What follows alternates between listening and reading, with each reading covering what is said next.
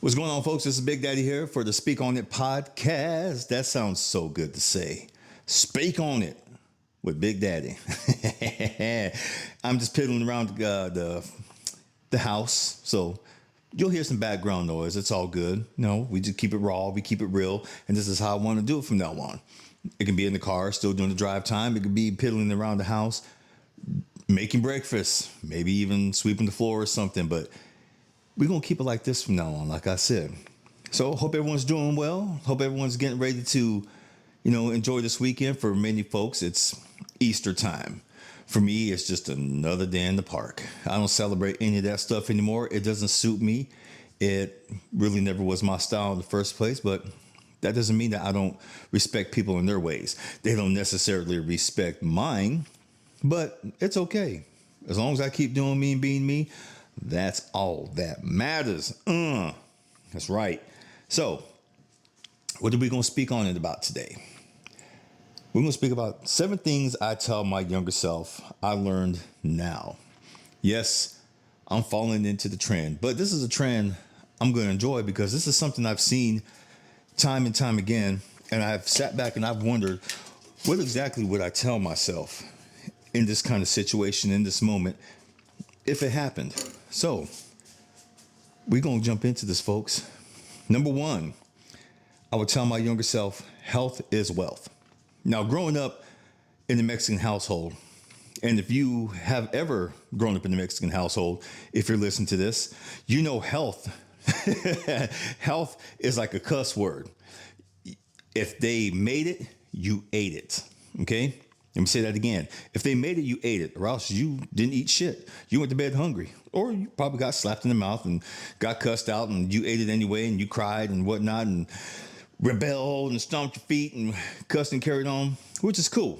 But as you get older, some of those patterns become a little hard to break. You can't help it. It's something that's ingrained in you, and for me, like I said, whatever was made, you ate, or else you ate shit. As they used to say, ¿sabes qué le or qué le caca? So I would tell myself, look after your health, okay? You don't have to eat everything. You don't have to eat as much. And if you don't want to eat what they made, just eat it anyway. Food is fuel. That's what I would tell my younger self. Food is fuel. Don't be a big old piggy. All those corn chips and shit like that they'd buy, you don't have to eat all that. All that fruit that you and Grandpa Joe used to eat, and eat all those walnuts and the Brazilian nuts and cashews and stuff like that. Stick to that. You'll be good. Matter of fact, you'll be more than good. You'll be fine. Why do you think Grandpa Joe lived for so long? That's exactly what I tell him. Your health is your wealth. Take care of it. Continue to do your push-ups. Continue to do your basketball and go outside and run track and do softball and play hide and go seek and kickball just like you did. Get your exercise in. Keep your health going. It was all fun. Back then we'd play softball for hours, especially during the summertime. Man, when all the relatives would come in from all over the place, South Beaver crew would gang up right there in South Beaver, play softball. Sometimes, I'm not lying, folks, sometimes from 9 a.m. all the way until it started getting dark. We went and ate, came back outside. As soon as it got dark, hide and go seek. That's what my childhood consisted of. Oh, and lots of trips to El Charo to go get the sopapillas. If you don't know what a sopapilla is, Google it. So basically, don't Google it. I'll tell you what sopapilla is. Sopapilla is basically a deep fried tortilla. And it was so fluffy, so nice. Damn, now I want one. See, but that's an Arizona thing. I went to California. I said sopapilla one time. They looked at me like, huh? So it means I didn't need it. I would tell myself, you don't need all the damn sopapillas either. That's what it kind of got our belly a little big there for a while. So take care of your health, man. It's okay. Don't be afraid to take care of it, because this is your body. You're the one who has to live in it. You're the one who has to progress in it. And above all, just let them say what they want to say. It's okay. Your health is your wealth. Number 2, Movement is medicine. I've always worked out in some way, shape, or form. Even after I blew up, well, I ain't gonna lie, folks. There was one time I blew up to 330 pounds. I wasn't Big Daddy, I was Snack Daddy. And Snack Daddy, woo, it was hard to move. It was hard to breathe sometimes. Hell, I could, back then when I was married to my first wife, I couldn't even have sex with her because after she had the baby, I continued to pour on the poundage and the food and everything. And she somehow slimmed down real quick. And she was fine with that. When I was like in shape and everything, she hated it. I'm like, why? Why you hate it? I don't like the way I look at you. Yeah. So, wanted to cave in back then and kind of slowed down and stuck around with Anthony. But then after divorce and all that stuff, and as time progressed, I realized that I don't like the way I feel. I don't like the way my joints feel heavy and it feels like they're cinder blocks and all that shit. So over the years, I've made it my main mission to always have some type of movement in my life. I don't care if I'm on the ground, rolling around and just acting like a little kid and just doing little jumps here and there or going on walks. I still go on my walks. I still, walk around a few blocks and come back and journal and do some more movement. But I would tell myself, your movement is your medicine. Stick with that martial arts, stick with that karate, stick with that whatever it was that helped you keep functional and kept your joints lubricated. Hell, do it. And don't apologize for it because this is your body. You have to live with it. And you don't have to, and again, fuck what everyone is saying. If people say, oh, you're being vain, damn right. I don't want to be stiff and all fucked up when I get to be an old man. Hell, working where I work at now, I see a lot of that. So that makes me get up in the morning, stretch, roll around, get those joints moving, get some lubrication in my body and stuff like that, and just make sure that I'm flexible and I can move. Like I said, I've done massage and I've seen the stiffness and the calcification in muscles and joints. As a stretch therapist, sometimes it's even worse. Some people have a hard time lifting their leg. Let's say if they're laying on the table, all right? Grab their leg and I start lifting up. Some folks out there can't make it past 30 degrees without that damn hamstring tightening up, cramping. I'm like, whoa, yeah, you really need to be here. Been working on this one cat since I started at my new spot. He can only go up to 45 degrees. Now, got him at a full 90. He was like, how did you do this? I said, I didn't do nothing. You did this. I'm just a facilitator. You are putting in the work. You are going home and you're doing the homework like I tell you to do. Just bend down, touch your toes. And even though if you can't touch your toes, just hang there. Give your spine some breathing room, movement. Take a walk, get on the carpet, because he has dogs and cats. He said, when I was a kid, I used to love playing on the carpet with my dogs and cats. I said, what's stopping you now? He goes, getting back up. I said, you know what? Get down there, roll around with them.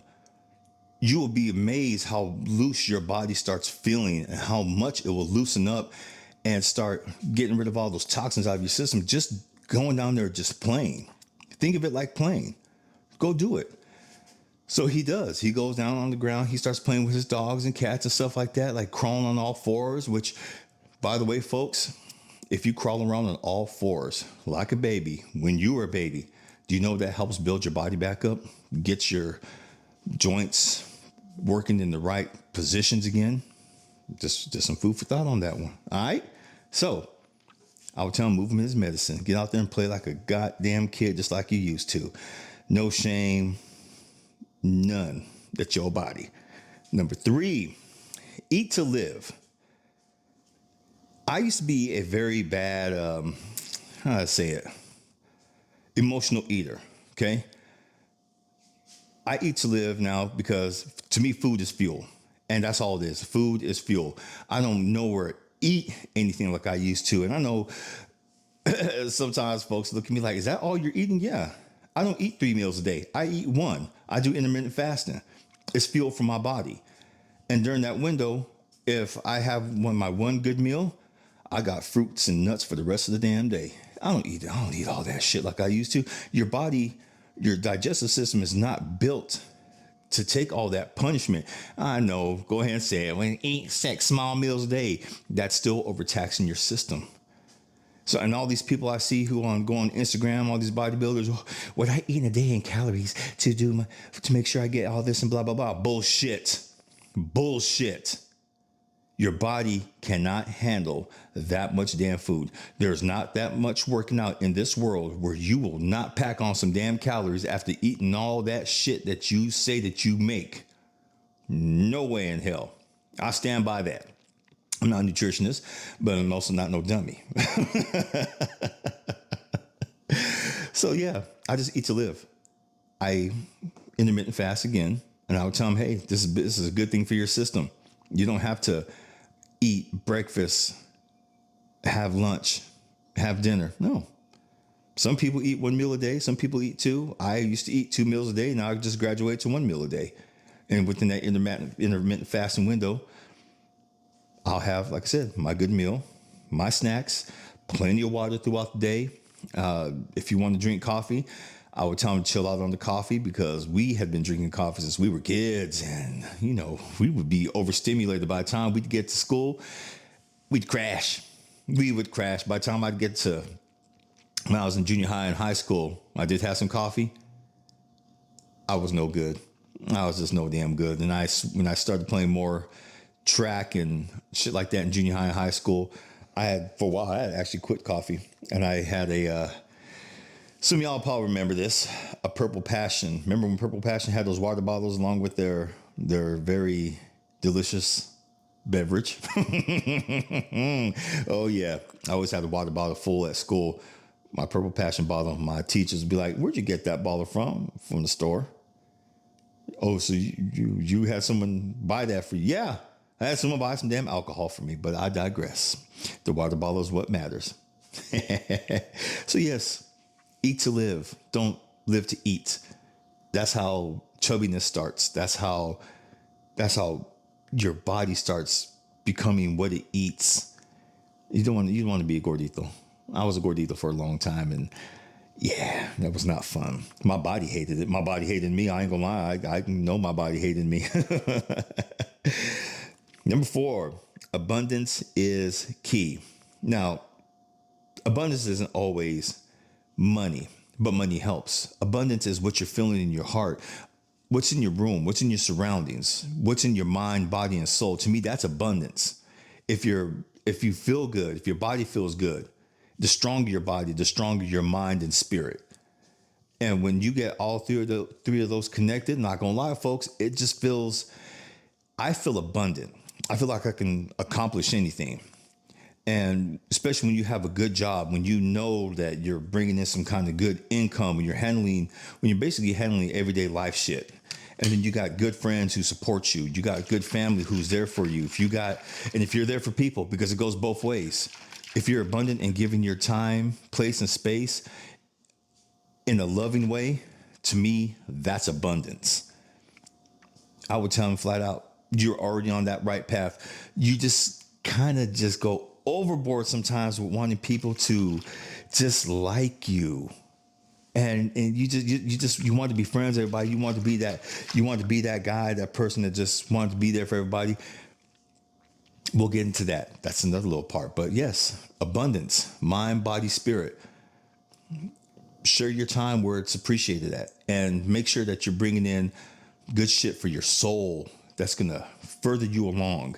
Learn some money management courses. Listen to the people who are always trying to tell you, hey, leave, go explore the world. To me, that's abundance right there too. This world is abundant for us. Travel is abundant. Meeting new people, that's abundance. Hell yeah. Taking care of your soul, all that shit, folks. Abundance. That's what I would tell them. Just, yeah, be abundant. Next one. Have some damn morals. Okay, now this is the one I'm going to kind of maybe get a little deep into. As we're growing up, we want to emulate people who we think are cool. Back then, we were a bunch of little ass dogs. We just wanted to fuck every girl back then, and it was we competed. Okay, we competed, and knowing good and damn well, I grew up with some morals. Hey, don't act this way.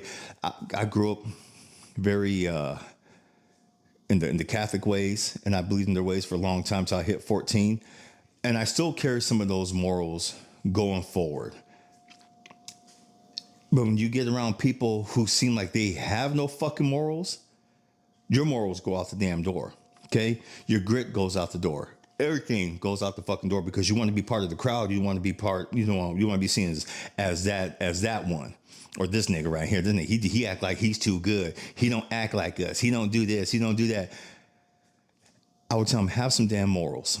Remember all the grit and shit that your uncles and them used to tell you to have? Remember to look at the sign both ways? Yes, look at the sign both ways. Look front to back. Because yeah, it's a sign, but what's on the other side? Check out everything. Keep your head on the swivel. You don't always have to be part of the crowd. You don't always have to act like everybody else in order to be accepted. You will find acceptance in the people who act like you, who want to do some damn good, who always felt like they don't always have to get the damn girl or anything like that. But going forward, I carried those same morals going forward after high school, well into adult age. Even though I tried to have some morals and tried to have some dignity, it didn't work. Now I do have morals. I do got some damn boundaries. I do have some grit, some damn integrity. Took me a long time to get, but learning all this now, hell yeah, I would tell him flat out, dude, if you do this, I'm not going to say, no, don't do this, don't do that, because that has the opposite effect. People aren't going to listen because they feel like you're preaching. I'll just tell them, hey, you do this, this is the consequences. Sure, you can go out there and have fun, okay? But protect your heart. Would you want to be treated like this? And it's an old adage. Treat people how you want to be treated. Just do it. And sometimes, you'd be surprised at how much people will respect you for having some damn morals. And it has nothing to do with God and church or religion, nothing like that. It's just you as a person. What you stand on, what you agree and what you don't agree to, what makes you feel good, your sacral energy. There's a saying, to something that feels good at that moment and will be beneficial to you, or is it saying, don't fuck with this? A lot of times, my sacral energy would holler, Did I listen? Hell no. Why? Because I wanted to be part of the boys, part of the crowd. And it took me years to reverse. It took me a long time to reverse. But I reversed it. More roles. So please, younger Philip, I would tell you, have some damn morals. And I would sit down and I teach him to him. If he said, hey, what did you learn? Boy, yeah, we got some time. Sit, let's talk. All right? Morals, baby. Next one. No is life-saving. There's times in your life you have to say no. I didn't learn how to say no for the longest time because, again, it goes back to family.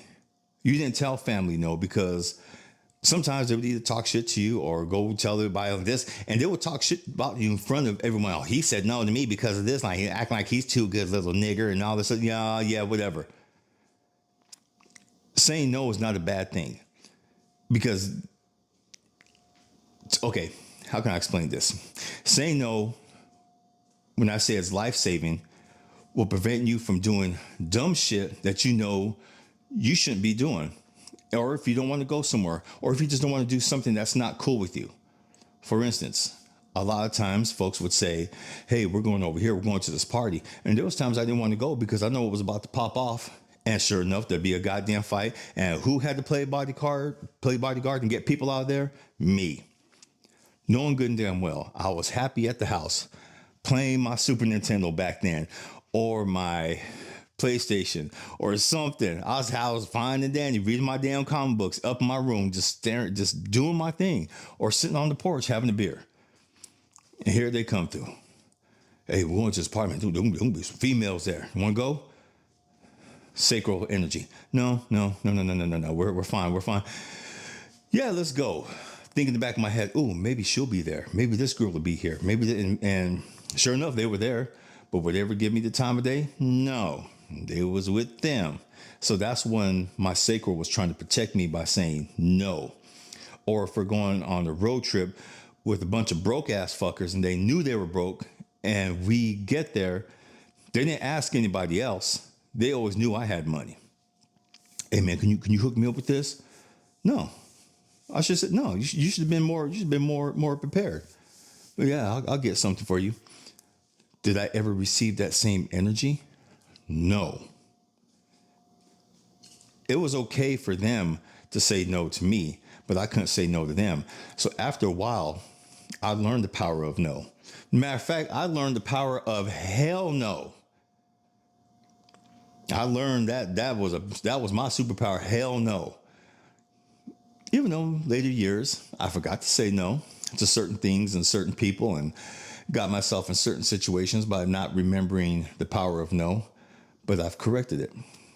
And I will teach him that power of no. If I could go matter of fact, God damn, I need to make me a time machine. I need to make a damn time machine because there's so many things I would definitely go back and say no to. Just sitting here thinking about it and kind of getting my feelings and get a little pissed off about it. Yeah. Oh, yeah. There's quite a few people, places, and things I would tell them to fuck off. Not no, but fuck off. Okay, let's keep going, y'all. Yeah, we live and learn, don't we? We live and learn. This is why I'm over here doing this little podcast. Last but not least, Little Phil matters. Now, this one, when I was writing these questions out earlier, I almost started crying on this one because Little Phil didn't matter for a long time. I buried him. I kept him hidden. I forgot about him, even though he was always at that surface. He was always just saying, come on, please, please, please, come on. You promised this. You promised we do it this way. You promised today this.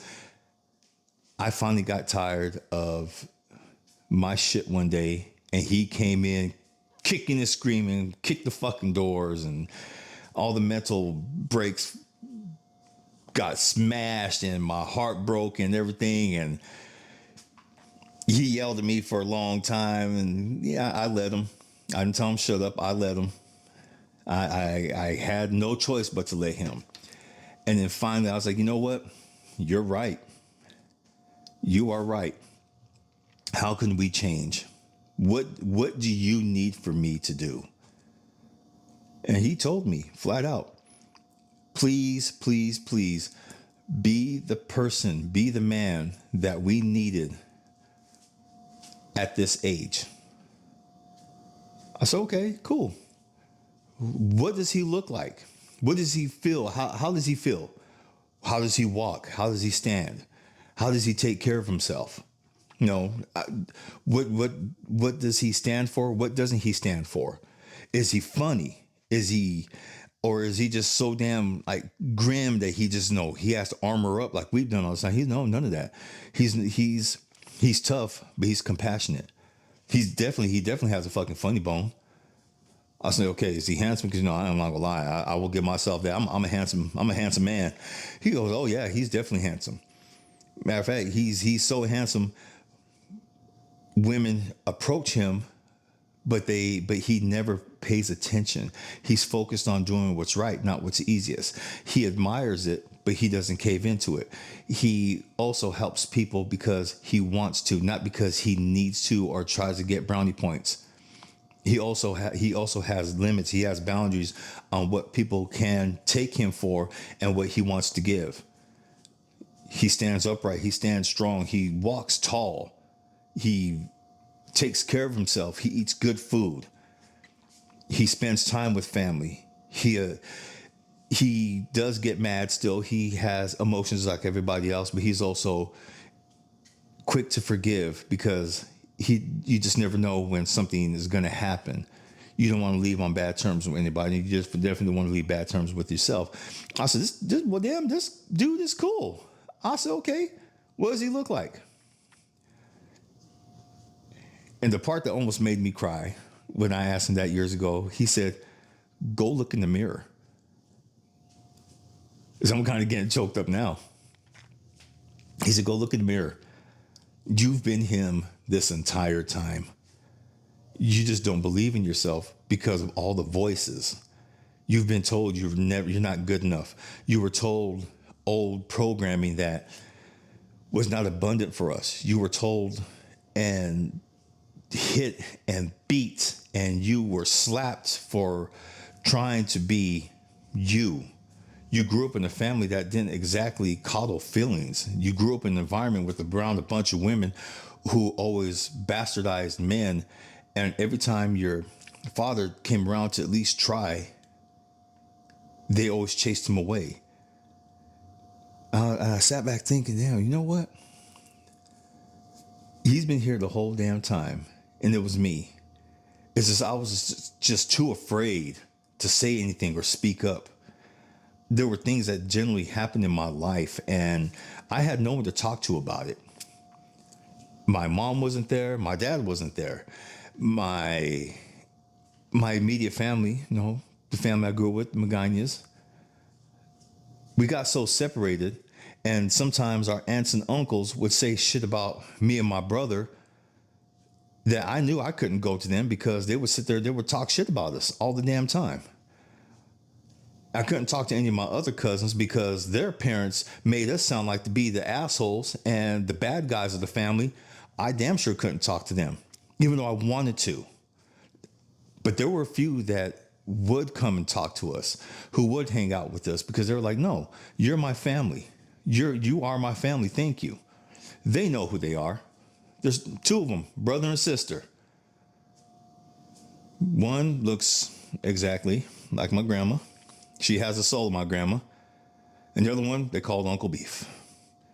If it wasn't for those two coming around and helping me and Steve be in our veins and telling us, hey, you know what? Don't listen to them. This is what you guys are about. I love you both. Thank you so much for that. Seriously, thank you. Now, one time did I ever hear a racial slur come out of your guys' mouths towards me and my brother. Ever.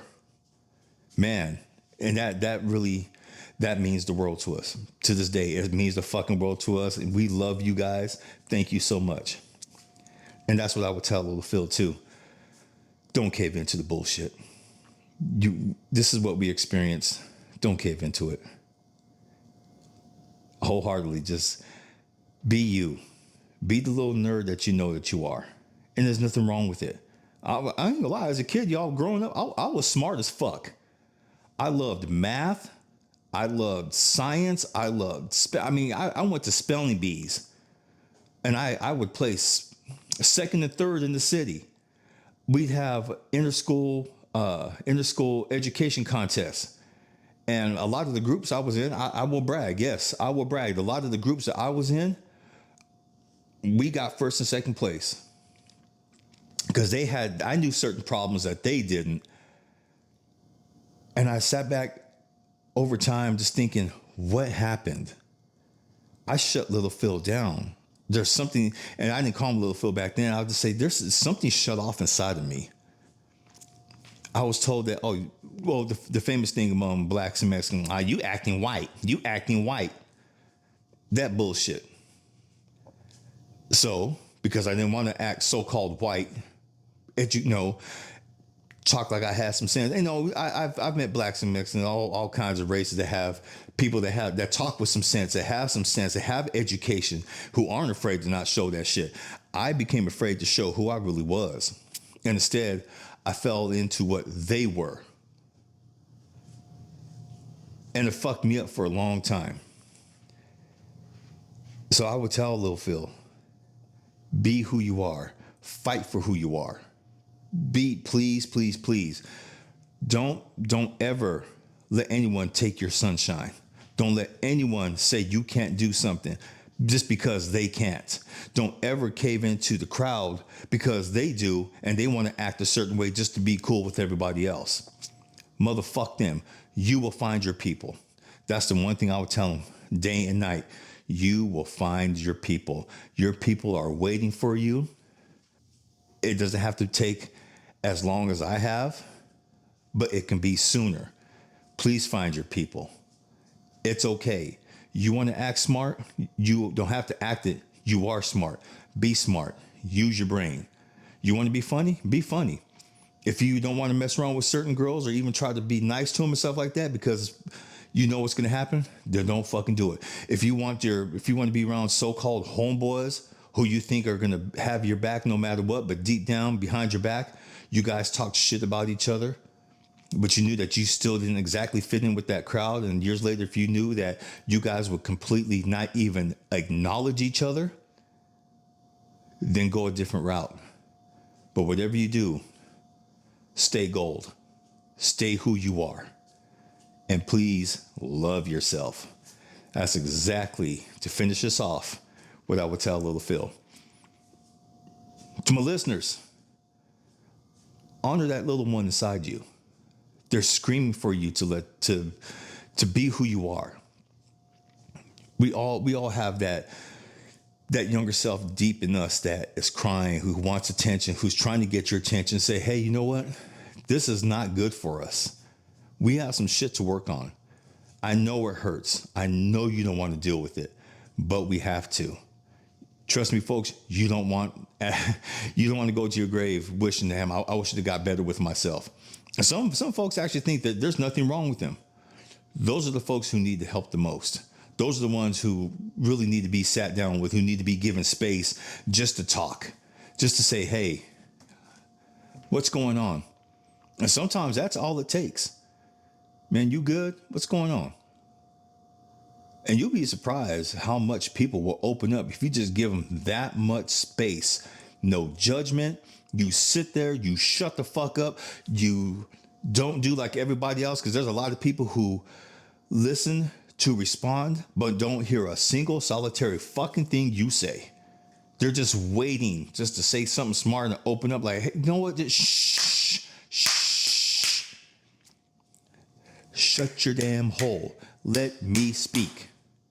You wanted me to speak. Now shut the fuck up.